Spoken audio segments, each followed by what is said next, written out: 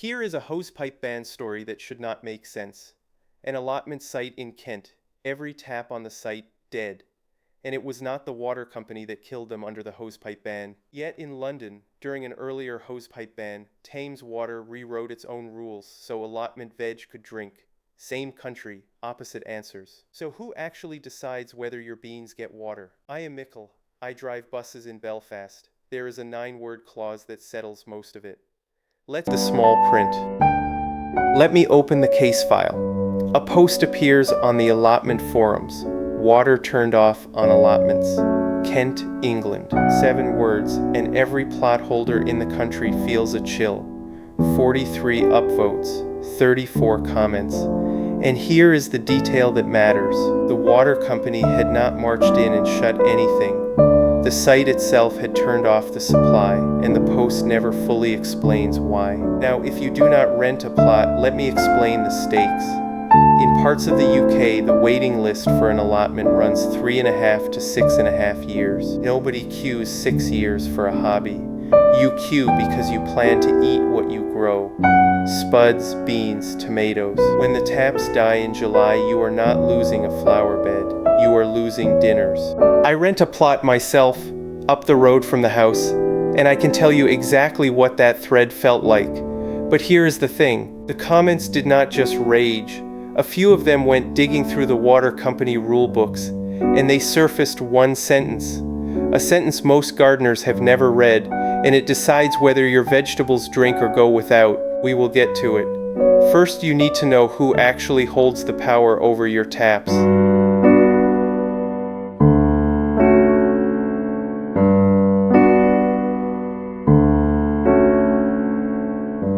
Here is the question. When a hosepipe ban lands, who is actually in charge of your water? Most people picture one big rule from the government. The truth is a chain with 3 links, and your plot sits at the bottom of it. Link 1 is the law. A hosepipe ban is properly called a temporary use ban, and it carries real legal force. It is not a polite request. Link 2 is your water company.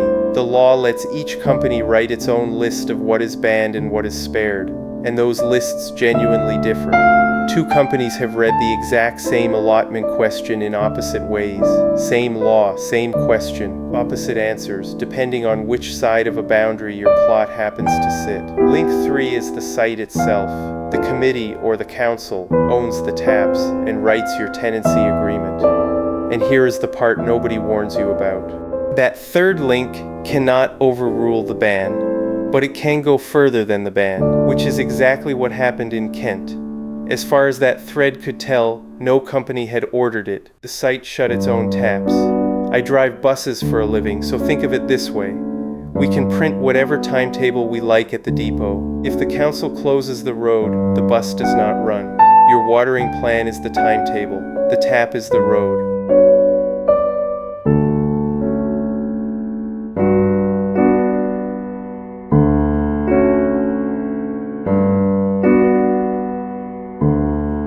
So the company writes the list.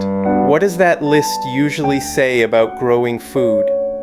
Here is the good news, and it is genuinely good. When a ban lands, the first things to go are sprinklers and hose pipes on lawns, flower beds, and cars. But most companies treat food differently. Buried in most of those exemption lists is a line sparing food crops, vegetables at home, and vegetables on private allotments. The reasoning is simple enough. A lawn gone brown is a bruised ego. A bed of potatoes gone dry is food in the bin. Companies generally accept that feeding your family is not a luxury use of water. But notice what that does to a single plot of ground. It splits it in half, legally. The runner beans on one side of the path can drink.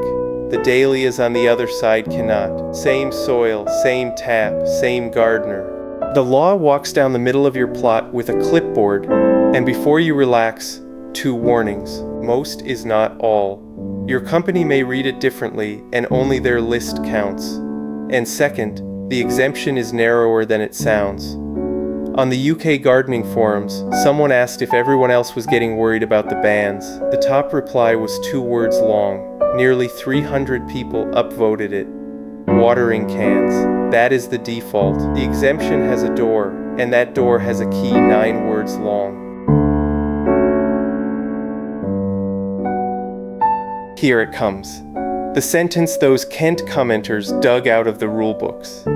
The wording most companies use runs like this: water food crops at domestic premises or private allotments, where this cannot be reasonably done by watering can. That line sits in the list of things you may still do with a hose pipe. Read the first half and you want to cheer. Hose pipe, food crops, allotments, all allowed. Then the second half arrives, where this cannot be reasonably done by watering can. 9 words. I have counted. And those 9 words are the entire hinge, like the smallest footnote on a bus timetable. Tiny print, and the whole service hangs on it. I call it the watering can clause. What it means is this: the exemption is not automatic. If your crop could reasonably be watered by can, the company expects you to do exactly that. 2 grow bags of tomatoes by the back door. Reasonable. Fill the can. A full plot in July, with the tap at the far end of the site. A gardener on the allotment forums put it plainly: hand watering everything will be a monumental task. That is where the clause starts working for you. Now the honest bit. Who decides what reasonably means? Here's the uncomfortable truth. No official definition exists. The word just sits there, undefined, doing all the work. So my rule is simple. Ask yourself 3 things.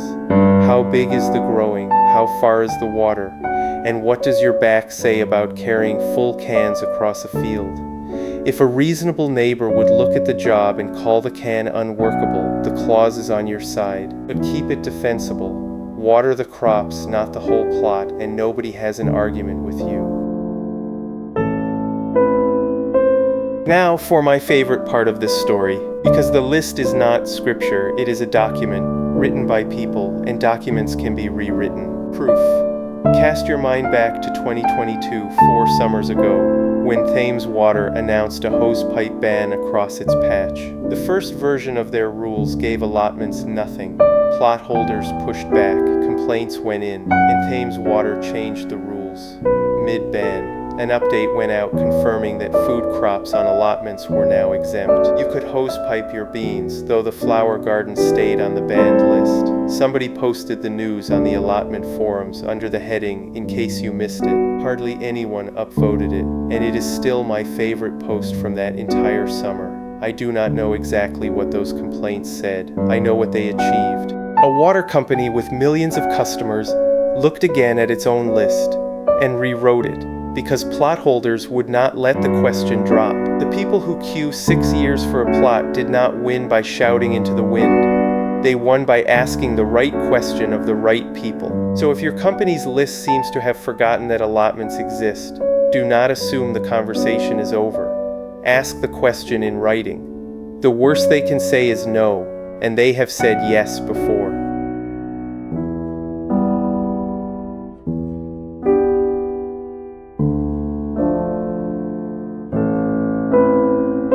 This power chain is also why my own tap at home is split into zones. Because when a ban lands, your garden stops being one garden. Different corners hold different permissions. The sprinkler on the lawn goes first. The drip line on the veg bed may earn a pass, for the reasons we covered last week. The watering can is almost always allowed. I run the Johgee 4-zone timer, and in a ban that layout earns its keep. Each of the 4 outlets has its own schedule, so I can switch the lawn zone off completely, keep the drip on the tomatoes running at dawn, and nothing needs unscrewing. The rulebook changes, the tap obeys. Now the honest bit. This kit lives at home on a mains tap. Most allotments have no mains tap, no power, and no Wi-Fi, so it does not belong on your plot. The off-grid answer gets its own episode later this series.